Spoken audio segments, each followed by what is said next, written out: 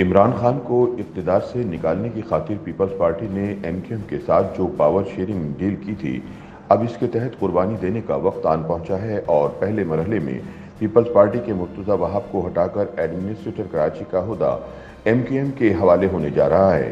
یاد رہے کہ عمران خان کے خلاف تحریک عدم اعتماد لانے کے لیے ایم کیو ایم کا آصف زرداری اور شہباز شریف کے ساتھ جو معاہدہ ہوا تھا، اس کے تحت کراچی اور حیدرآباد کے ایڈمنسٹریٹر ایم کیو ایم کے لوگ ہوں گے۔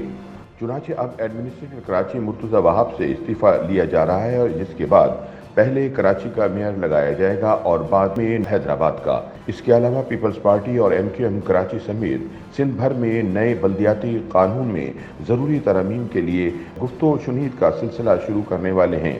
یاد رہے پیپلز پارٹی اور ایم کیو ایم ماضی میں بھی شریک اقتدار رہ چکی ہیں، لیکن ایم کیو ایم روایتی طور پر بلدیاتی حوالے سے کسی کو بھی اپنے اقتدار میں شریک کرنا نہیں چاہتی۔ تجزیہ کاروں کے مطابق ماضی میں 3 مرتبہ میئر کا عہدہ رکھنے والے ایم کیو ایم کراچی کے شہریوں کی وہ خدمت نہیں کر سکی جو ان کی حریف جماعت اسلامی نے 2 مرتبہ شہر کی میئرشپ کے دوران کی تھی۔ اس بار تو ایم کیو ایم کو پیپلز پارٹی اور جماعت اسلامی کے علاوہ تحریک انصاف سے بھی مقابلہ کرنا ہے۔ معروف تجزیہ کار ہما بقائی نے اس معاملے پر بات کرتے ہوئے کہا کہ مرکز ہو یا صوبہ، پی ٹی آئی ایک حقیقت بن چکی ہے اور کراچی میں بھی اس کی حمایت اچھی خاصی ہے، خصوصاً نوجوان اور روایتی سیاسی جماعتوں کے بجائے تحریک انصاف کی حمایت کرتے دکھائی دے رہے ہیں۔ انہوں نے کہا کہ ایم کیو ایم نے پیپلز پارٹی سے جو شراکت اقتدار کیا ہے، لوگ اسے شک کی نگاہ سے دیکھتے ہیں۔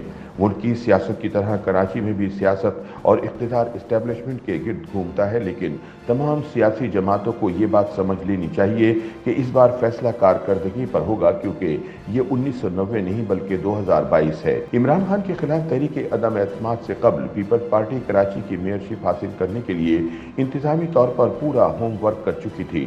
مثال کے طور پر شہر کو مزید تقسیم کر کے اضلاع کی تعداد 5 سے 7 کر دی گئی ہے، جبکہ بلدیاتی قانون میں متعارف کرائی گئی ترمیم میں اضلاع کے بجائے شہری علاقوں کے لیے ٹاؤنز اور دیہی علاقوں کے لیے تعلقے بنائے جائیں گے۔ کراچی کو 25 ٹاؤن میں تقسیم کیا جائے گا اور قوی امکان ہے کہ حد بندی ایسی کی جائے کہ ٹاؤن کا چیئرمین پیپلز پارٹی سے ہو۔ تجزیہ کاروں کی رائے میں یہ تمام کوششیں اس لیے کی جا رہی ہیں تاکہ پیپلز پارٹی کراچی کی میئرشپ حاصل کرنے کا اپنا دیرینہ خواب پورا کر سکے۔ شاید یہی وجہ ہے کہ ایم کیو ایم کی جانب سے بلدیاتی قانون پر بات چیت ہونے پر پیپلز پارٹی کی مقامی قیادت خوش دکھائی نہیں دیتی۔ عمران حکومت کے خاتمے سے سیاسی جماعتوں کو یہ بھی ڈر ہے کہ کہیں عام انتخابات کی آڑ لے کر پیپلز پارٹی بلدیاتی انتخابات کو التوا میں نہ ڈال دے۔ جماعت اسلامی کراچی کے امیر حافظ نعیم الرحمن نے کہا کہ نئی مردم شماری کے بغیر عام انتخابات کسی صورت قبول نہیں کیے جائیں گے۔ بلدیاتی انتخابات شیڈول کے مطابق 24 جولائی کو ہی ہونے چاہیے۔ صوبائی حکومت اور دیگر سیاسی جماعتوں کو بلدیاتی انتخابات سے فرار کا راستہ اختیار نہیں کرنے دیں گے۔ سندھ حکومت فوری جماعت اسلامی سے کیے گئے معاہدے پر عمل درآمد کرے اور اختیارات نچلی سطح پر منتقل کیے جائیں۔ مبصرین کی رائے میں کراچی کے بلدیاتی انتخابات میں ایم کیو ایم کو تحریک انصاف سے زیادہ پاک سرزمین پارٹی کا مقابلہ کرنا ہوگا۔ ایک طرف جماعت اسلامی سالوں سے حق دو کراچی کو کے ذریعے شہری مسائل کو نہ صرف بہتر انداز میں اجاگر کر رہی ہے بلکہ دیگر جماعتیں بھی ان کی کوششوں کا اعتراف کرتی ہیں۔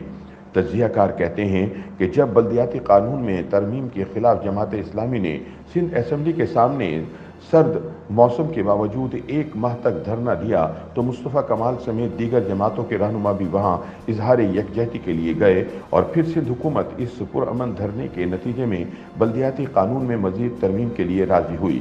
اس بات کا قوی امکان موجود ہے کہ جماعت اسلامی اور پاک سرزمین پارٹی اتحاد کی صورت میں بلدیاتی انتخاب لڑیں یا پھر انتخابات کے بعد ان میں کوئی ورکنگ ریلیشن شپ قائم ہو جائے۔